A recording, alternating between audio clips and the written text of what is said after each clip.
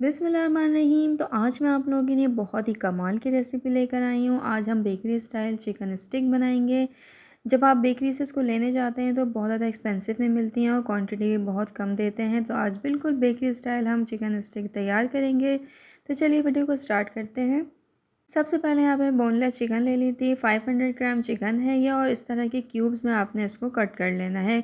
आप इसका साइज़ देख लें, इस तरह के क्यूब्स में आपको कट कर लेना है। इसके बाद 2 टेबलस्पून यहाँ पर अदरक लहसुन का पेस्ट ऐड करेंगे हम।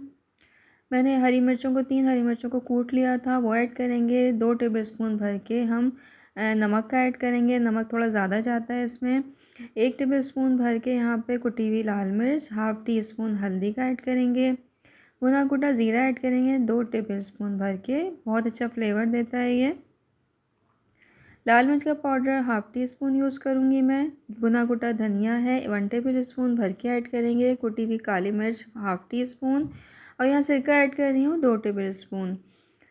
चिली सॉस ऐड कर रही हूँ 1 टेबलस्पून यहाँ पर। और दही के ऐड करेंगे हम 3 टेबलस्पून।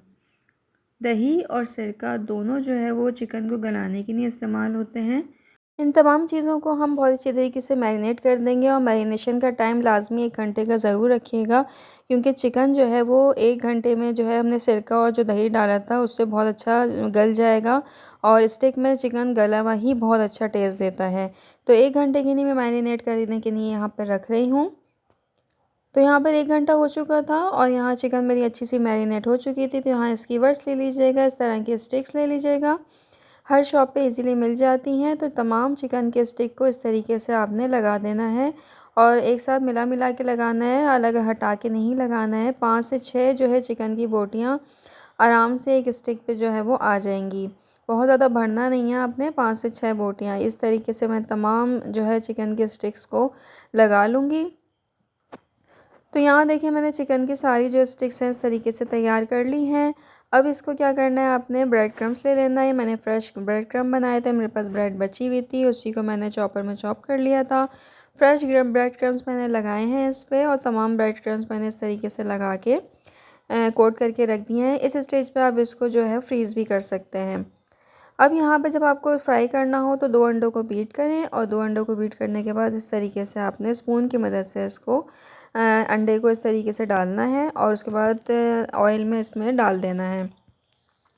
अच्छा, ऑयल का आपने ज़रूर ख़्याल रखना है। इतना गरम जितना मैं दिखा रही हूँ, हल्के हल्के बबल्स आने चाहिए, इतना ऑयल गरम होना चाहिए। तेज़ ऑयल में बिल्कुल नहीं डालना है, क्योंकि तेज़ ऑयल में डालेंगे तो अंडा और ब्रेड क्रम्ब दोनों लगे हुए हैं, तो वो दोनों जो है वो जल जाएंगे ऊपर से और अंदर से चिकन जो है वो पकेगी नहीं, कच्ची रह जाएगी। तो यहाँ पर ये देखिए हमारी चिकन बिल्कुल रेडी हो गई है। मुझे इसको 7 मिनट लगे हैं टोटल इसको गलाने के लिए।